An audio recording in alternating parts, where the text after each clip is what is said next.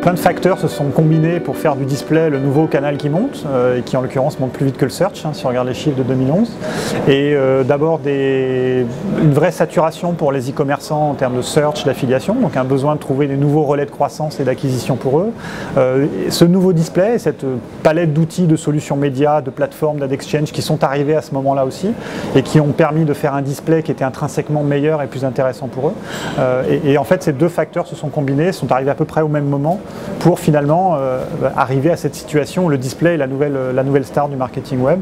Et il y a une vraie envie de display et un besoin de display de beaucoup d'annonceurs.